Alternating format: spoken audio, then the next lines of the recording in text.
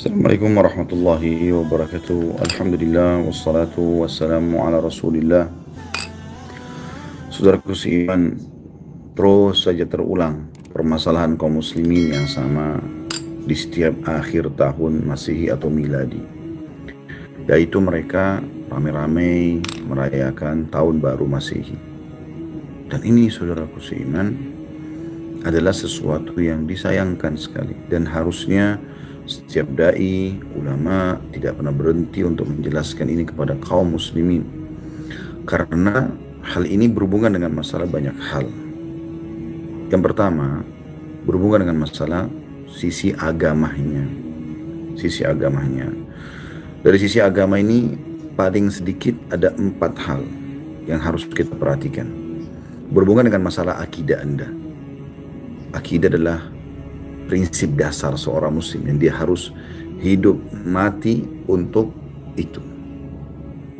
Dalam akidah kita, baginda Nabi SAW bersabda, "Man tasyabaha biqaumin fahuwa minhum." Barang siapa yang menyerupai satu kaum, maka dia termasuk golongan mereka. Dan ini Nabi SAW fokuskan hadits ini untuk orang-orang muslim yang mengikuti orang non-muslim. Seperti itulah. Apakah Anda berpikir di zaman Nabi SAW orang-orang Nasrani tidak merayakan tahun baru? Sudah, mereka merayakan itu. Mereka merayakan di istana-istana kaisar mereka. Mereka merayakan di jalan-jalan mereka. Mereka menjadikan sebagai acara ritual. Anda kalau tanya orang Nasrani sekarang, apakah tahun baru itu adalah acara ritual? Mereka akan mengatakan iya tentunya. Mereka akan mengatakan iya. Itu adalah ritual, gitu kan? Nah, kita tidak boleh mengikuti ritual mereka. Apakah sudah sampai kepada Anda? Pernah ada orang Mekah, kafir Mekah, datang bernegosiasi dengan Nabi SAW, lalu berkata, "Wahai Muhammad, kita bagi 2 aja Mekah nih. Setengah buat kamu, sehari buat kamu, sehari buat kami." Maksudnya ayo deh, kita toleransi lah, gitu kan? Kamu ikut ibadah kami sehari, semua yang kami lakukan, kamu ucapkan selamat buat kami, kamu ikut-ikutan, pokoknya ayo kita saling dukung, dan kami pun mengikuti ritual kamu sehari. Apa jawaban Nabi SAW? Oke, karena kita bahas toleransi? Enggak. Kata Nabi SAW, enggak bisa. Baik, sehari buat kami, sampai pada tingkat orang kafir mengatakan, dan seumur hidup buat kamu. Kalau dipikir secara akal sehat teman-teman sekalian, apa sulitnya Nabi SAW mengajak para sahabat, waktu itu jumlahnya juga masih sedikit di Mekah. 13 tahun Nabi SAW berdakwah, itu yang masuk Islam 153 orang.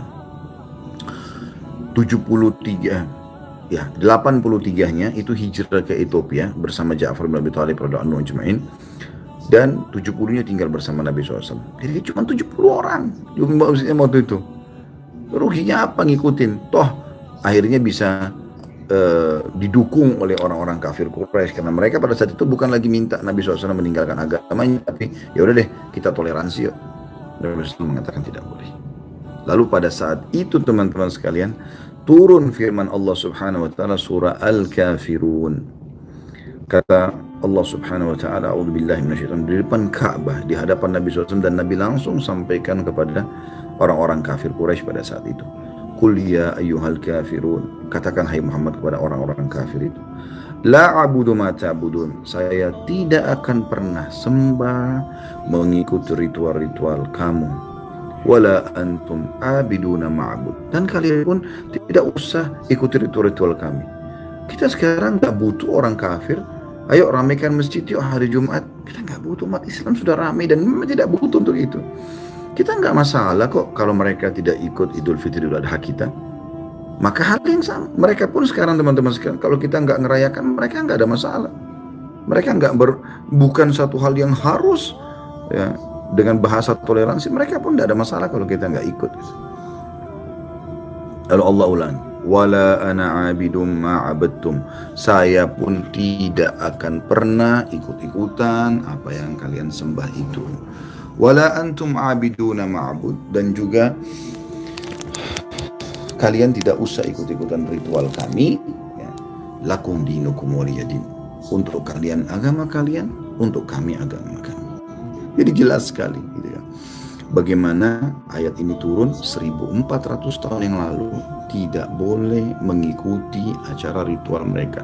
Itu merusak akidah Anda. Tidak boleh, saudaraku seiman. Jadi ini bukan hanya sekedar mengisi liburan, bukan. Ini ada hubungannya sama ritual. Dari sisi yang lain adalah fikihnya. Anda mubadzir, buang waktu kosong, semalaman begadang. Anda juga buang uang bensin, ya, di jalan, mubadzir. Dan Allah Subhanahu wa taala membahasakan dalam Al-Qur'an, a'udzubillahi minasyaitonir rajim, innal mubadzirina kanu ikhwanasy syayatin wa kana asyaitanu rabbi kafura. Sesungguhnya orang mubadzir adalah saudaranya syaitan. Syaitan musuh Allah dan akan musuh orang-orang beriman dan akan masuk ke dalam neraka. Allah mengatakan, sesungguhnya orang-orang yang mubadzir itu membuang-buang hartanya bukan pada tempatnya atau pada kemaksiatan, gitu kan? Maka saudara syaitan, dan syaitan kufur kepada Tuhannya. Apa kata Nabi SAW? Tidak akan beranjak kaki seorang hamba pada hari kiamat sampai ditanya 4 hal. 4 hal ini ditanya. Salah satunya adalah hartanya. Dari mana dia dapatkan, kemana dia keluarkan. Apakah Anda siap menjawab itu, teman-teman sekalian? Harta itu dibagi 4 oleh para ulama. Yang paling pertama, yang paling berkah dan paling baik. Dan saya berharap semoga Allah SWT catatkan itu, dan teman-teman semua yang mengikuti acara kita ini, seluruh muslimin pun tidak terkecuali, kita berharap mendapatkan sumber halal dikeluarkan pada yang halal. Misal hasil gaji, bisnis, halal semuanya kita keluarkan untuk pembangunan masjid, rumah anak yatim, bakti sama orang tua. Kita lakukan semua itu. Kemudian yang kedua, ya, dari jenis harta ini yang kurang bagus ya, dan ini berdosa. Sumbernya halal, misalnya hasil kerjanya, hasil bisnisnya bagus, halal, tapi dikeluarkan pada yang haram, berzina, khamar, ya termasuk itu merayakan, beli petasan-petasan, mercon, ke karaoke, ke diskotik, yang sangat relevan dengan malam tahun baru lah. Mungkin teman-teman sudah tahu masalah itu. Betul. Halal sumbernya, tapi keluar pada haram, dan menjawab hari kiamat. Yang ketiga, berhubungan dengan masalah harta ini adalah sumbernya, ini buruk ini ya, sumbernya haram, misalnya dari hasil penipuan segala macam, dikeluarkan pada yang halal. Misal dia umrohin orang tuanya, dia bangun masjid, nggak boleh, karena sumbernya haram. Kata Nabi SAW, Inna Allah tayyibun la yaqbalu illa tayyiban. Allah itu suci, bersih, sempurna, nggak terima kecuali yang seperti itu. Dan yang terakhir, yang keempat, ini yang paling buruk, sumbernya haram, keluarnya pada yang haram. Sudah hasil pencurian, larinya kepada perzinahan dan khamr. Dan ini umum terjadi. Semua uang haram itu larinya memang seperti itu, subhanallah ya. Dan itu yang terjadi, teman-teman sekalian. Mubadzir untuk apa? Dari sisi agama lagi ya. Sisi agama juga ini berhubungan sekali dengan masalah akhlak. Apa akhlak yang Anda berikan, yang Anda tunjukkan pada malam itu? Tiup trompet, ribut, ganggu orang, ya, klakson sana sini, teriak-teriak, berpelukan dengan yang bukan mahram, berciuman, melakukan perzinahan dan pesta, hal-hal seperti ini, diskotik, karaoke, saudaranya semua itu. Jadi bersaudara antara diskotik, karaoke dengan perzinahan dan khamr, itu saudara kandung, saudara kembar malah gitu. Jadi teman-teman harus pikir masalah itu. Bazir, Allah akan tanya hari kiamat. Itu akhlaknya juga rusak. Hilang sholat malam, hilang sholat berjamaah subuh di masjid. Kalau Anda meninggal malam ini, apakah Anda siap bertanggung jawab hari kiamat nanti? Menyesal, teman-teman sekalian. Penyesalan selalu datang terakhir.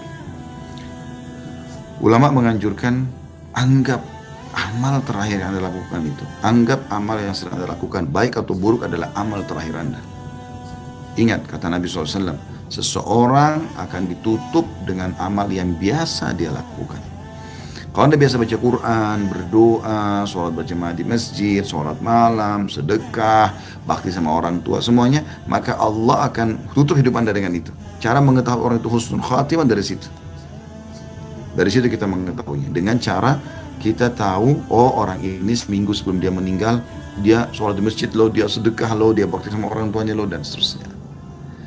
Dan kalau seseorang memberitahu su'ul khatimah, keburukan matinya, itu dengan cara ditahu juga sebelum terakhir dia meninggal dunia seminggu, apa yang dia lakukan seminggu itu. Oh ternyata dia sering berzina, Allah tutup dengan perzinahan itu. Naudzubillah. Semoga Allah jaga kita semua dan kaum muslimin. Atau mencuri, atau menipu, atau apa saja, Allah akan tutup hidupnya dengan itu. Begitu sabda Nabi SAW. Dari sisi lain masih masalah poin pertama agama ya. Dari sisi akidahnya rusak, dari sisi fikihnya juga ada pelanggaran, agama tadi mubadzir. Dari sisi akhlaknya nggak ada sesuatu yang Anda bisa tonjolkan di situ. Dari sisi dakwanya, apa yang Anda dakwakan? Oh, selamat tahun baru Masehi. Apa hubungannya sama Anda sebagai seorang muslim?